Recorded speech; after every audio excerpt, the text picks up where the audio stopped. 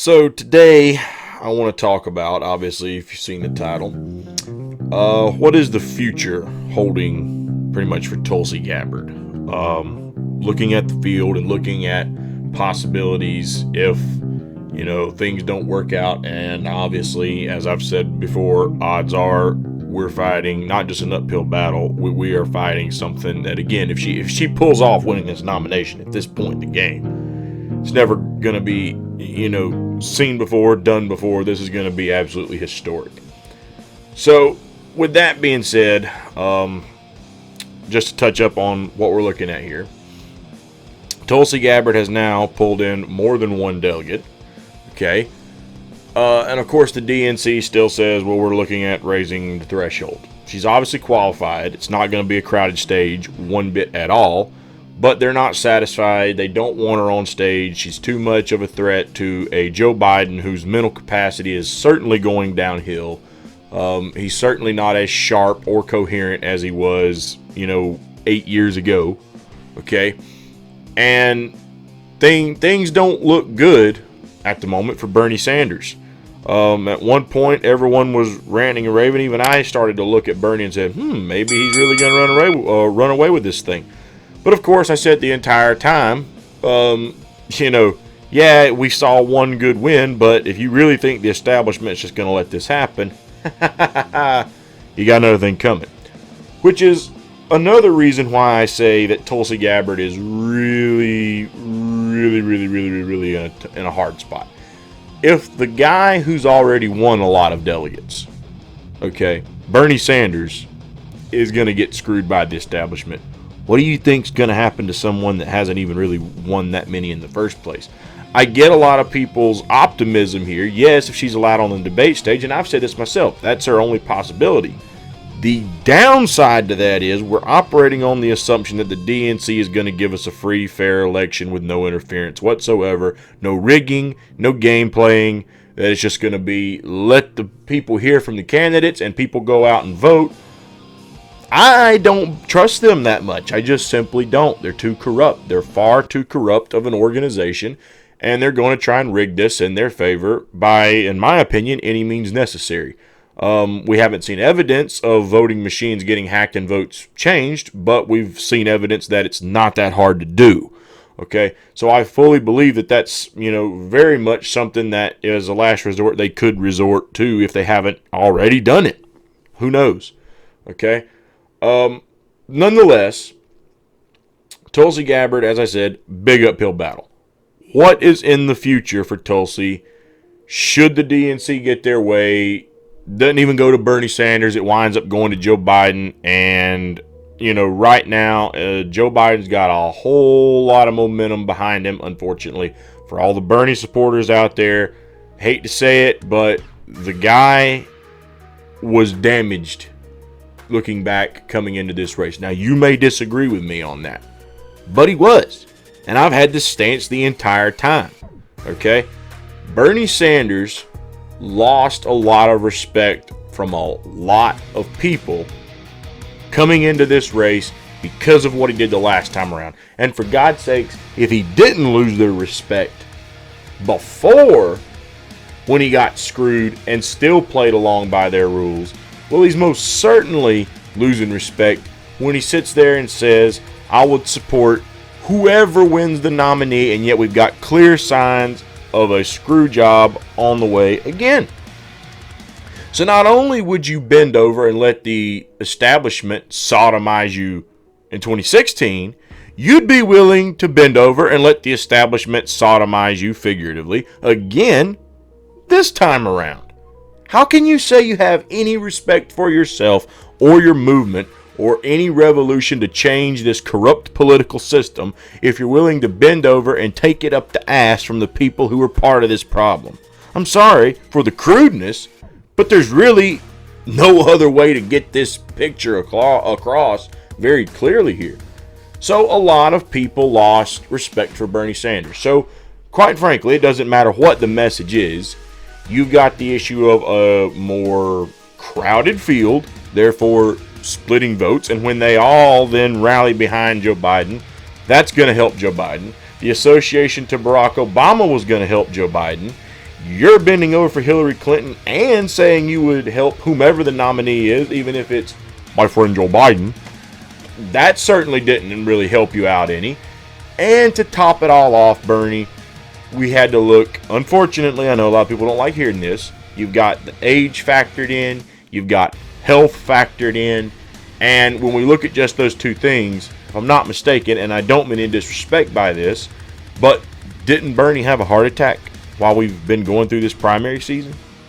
So a lot of people are looking at that, even though, yes, obviously the other front-runner alternative right now, Joe Biden, seems to be slowly losing his mind and becoming more and more and more senile as the days go on.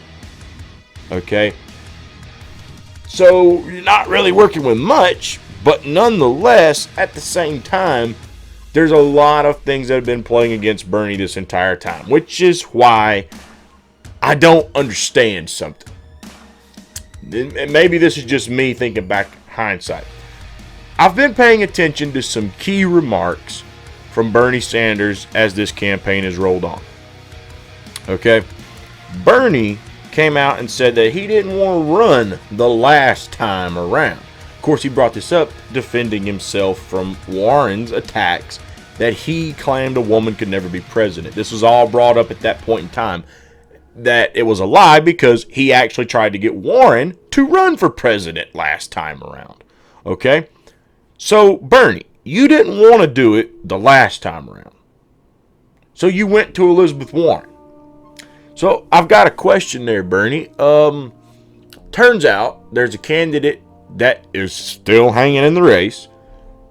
Far better than Elizabeth Warren. Doesn't lie nearly as much as Elizabeth Warren. Actually is an indigenous person, not a blonde-haired, blue-eyed liar like Elizabeth Warren, who is most certainly Caucasian.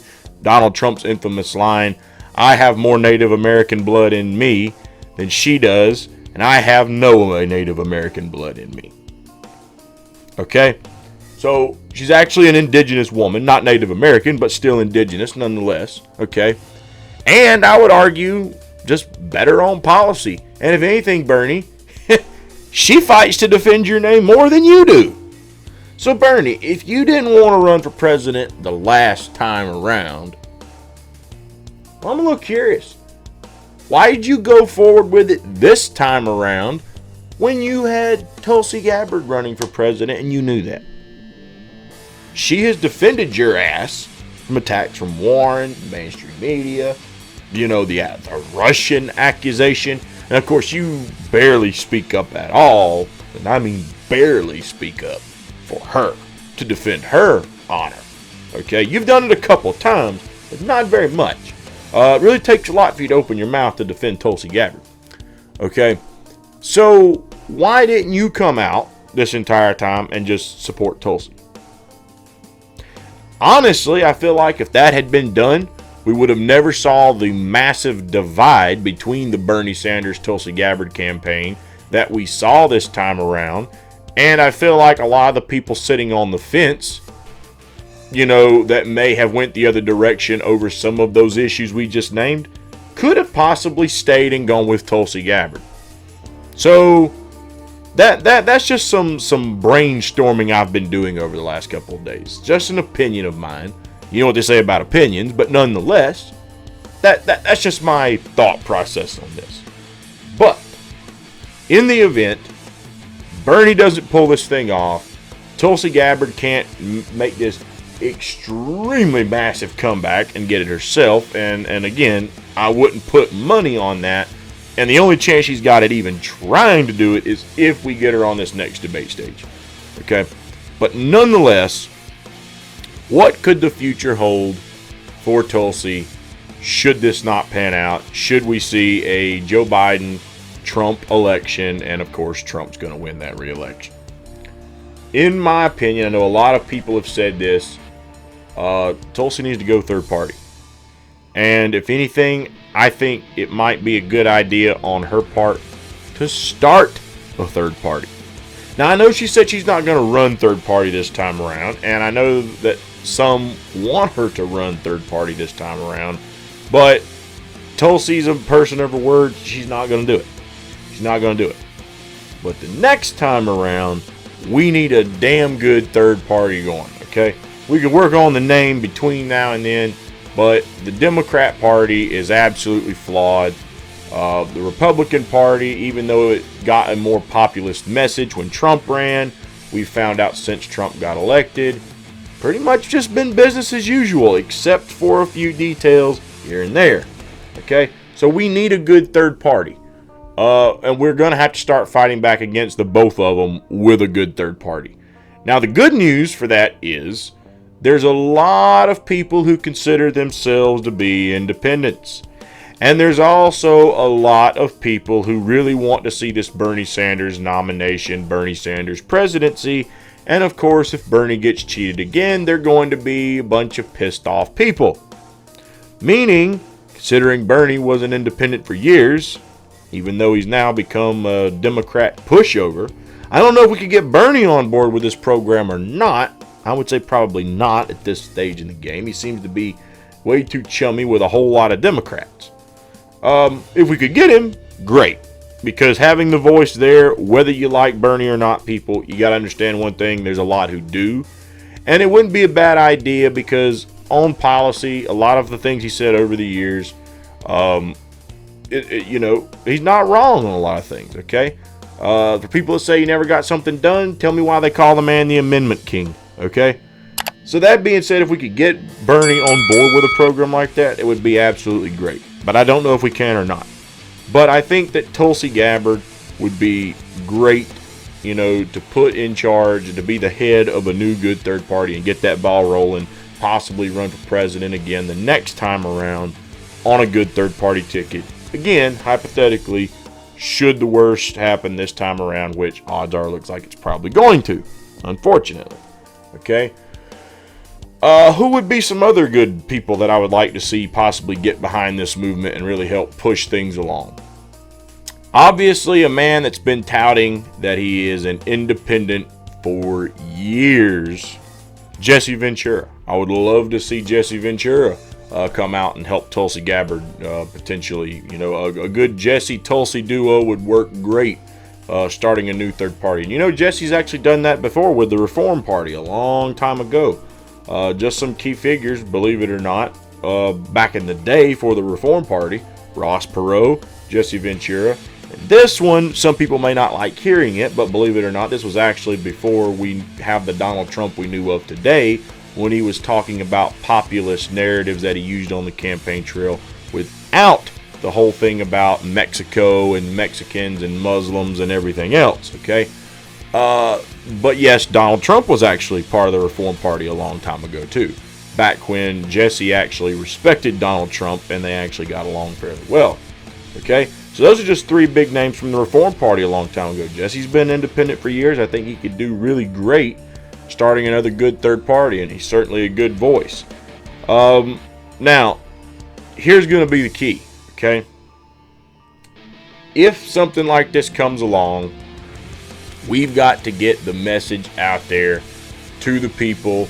Hey, if you're tired of Democrats and you're tired of the Republicans, then why don't you look into this? Okay. Now, I know people are going to say, well, the Green Party's been doing that for a long time. The Libertarian Party's been doing that for a long time. True.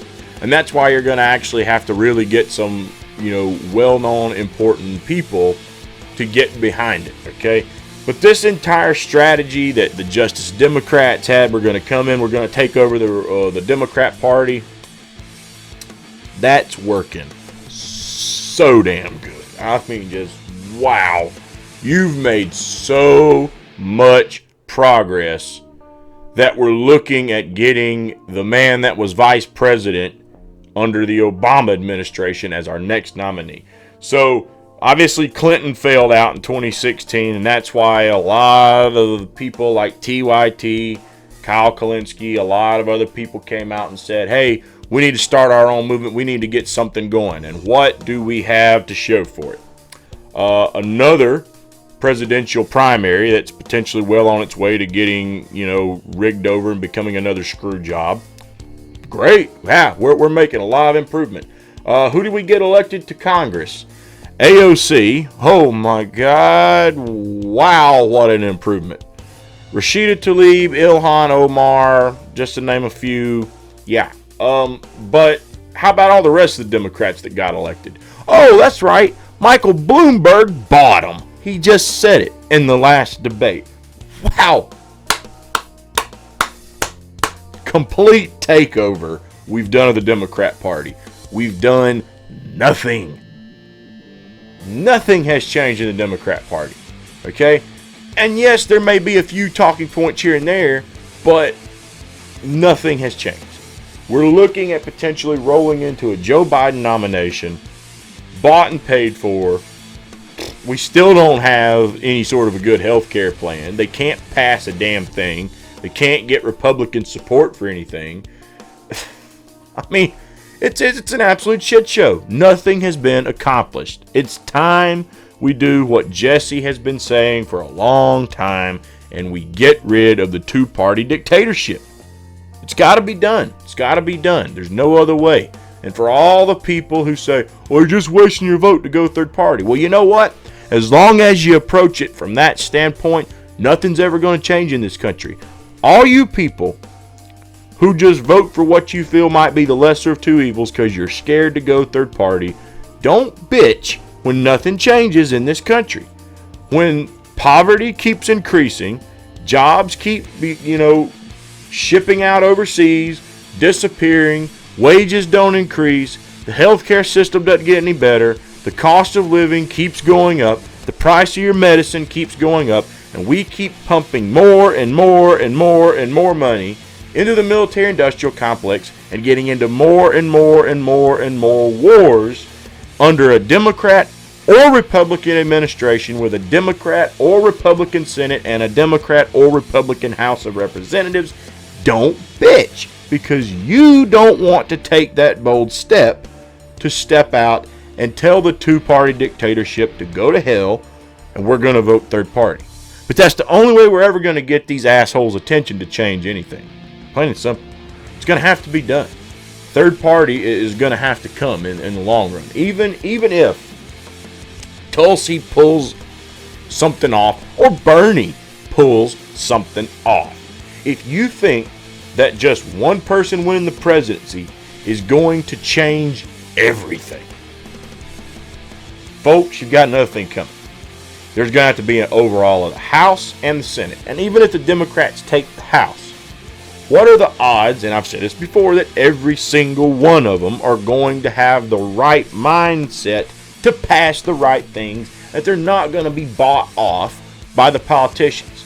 We've got to stop looking at what's coming in November as a game of checkers and start looking at this as a game of chess. We've got to start thinking on down the road past November if you ever want to see true change in this country. We've got to start thinking, okay, even if in best case scenario, whoever your candidate, Tulsi Bernie, gets the nomination this time around, goes on and say they beat Donald Trump and they get elected, or if Joe Biden gets nominated and he wins and he beats Trump, I don't see that happening, or if Trump gets reelected, whatever happens, we've got to start thinking, what's our next move? Because you might get a Medicare for all or, single payer plus passed under their administration, but certainly not a lot of the other policy is just going to take place. It's just not going to happen. You're going to have too many bought and paid for people. How are you going to get things like Citizens United turned back when you've got people pumping money into these things trying to keep, that kind of thing in play? Otherwise, it's going to hurt them to lobby politicians. It's going to make it harder on them to buy off politicians and buy off elections. It's going to make it harder to be done. How do you think you're going to get all that done? It's going to have to be done by grassroots people running on a party that does not kiss the establishment's ass. And right now, it's hard to get ahead in the Democrat or the Republican Party to do that because they want to rig it up against you and shut you up. This has got to be something done completely from the ground up. It's going to have to be built. It's going to have to be a hard fight, okay? And right now, unfortunately, I think that the Libertarian Party has been trying for quite some time. The Green Party's been trying for quite some time. But a lot of people look at them as like fringes of basically an alternative to the Republican Party and an alternative to the Democratic Party. One's just a little more right in some ways, and the other is a little more left to the Democrat Party in certain ways, okay? But what you don't have is real independents, really, that kind of meet in the middle of all of it, okay? There's people like myself, the vigilant independent, people like the radical independent, okay? People like Jesse Ventura, okay? There's a lot of people, even Tulsi Gabbard, where we can all come together and we see certain points from the right and the left, and we can put them together in a way that is not corporate centrist like Joe Biden, Hillary Clinton. We got the populist side of both that party, okay? Both the parties were able to put that together and create the bigger picture. We're not just going to spew propaganda to prop up a Democrat. We're not going to spew propaganda to prop up a Republican. That's just not my style. It's not their style, okay? We see things from the bigger picture, and we try to take the best of each, put them together to make something even better, okay? That's what's going to be what this party's going to have to be, okay? Because believe it or not, there's a lot of things that you could get a lot of blue-collar Republicans and Democrats to agree on, but the two parties and the mainstream media try to keep you more and more and more divided. And it's really not all that hard to figure out why they keep you divided, because when you start talking to each other, when you start laying out your thoughts and realize how much you have in common, you then realize, well, wait a minute, we actually agree on a lot of things. So why are we not working together? You then could start to figure out, maybe these two parties don't represent us very well. We could actually agree on some stuff. We might be able to work together. Keeping you divided means they're going to keep you voting just for them. Just for them. They're going to focus on the negatives of the other side and the positives of why you support that party and keep you blindfolded and under their control. Because if you start thinking too much and they start actually shedding some light on where you could agree with the other side, there's that possibility that this strong third party could rise up. So what my challenge is in the future, I would love to see Tulsi Gabbard definitely get a ball like this rolling, but with or without Tulsi, something's going to have to be done. We're going to have to get a third party rolling in this country, one way or the other. It's going to happen. I think she would be great. Somebody else I would love to see jump on board, Richard Ojeda. Okay, Ojeda is one of those old school Democrats. Okay, West Virginia. I know he's running for Senate again, but he's one of those people again who sees issues with the Democrat Party. He voted for Trump the last time around, regretfully so, and he admits that. But he didn't like what Hillary Clinton was saying either. Okay, he's one of those. He ran for president, and he found out real quick the Democratic Party had no intention whatsoever of helping him out. And he dropped out even before the first debate was held. I think he would be great to get in on a good third party that could help bring a lot of independents in and people who feel abandoned on the right and the left. Okay? But this is the things that need to start happening. And this is the only way we're ever going to start taking down the two-party dictatorship in this country, is to stop trying to sneak our way into their parties and take them over and come in like a bat out of hell and just run them over. That's the only way we're going to get anything done, because if you try to squeeze your way into their party and create a movement, they're going to use all that party's resources to strike you down.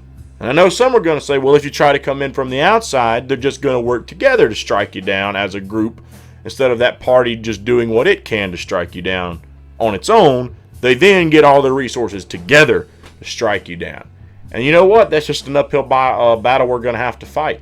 I think if anything, you could make the case, hey, how come these people can disagree on everything under the sun, but when someone comes along that wants to do something outside of their party, they want to shut us up and keep us down?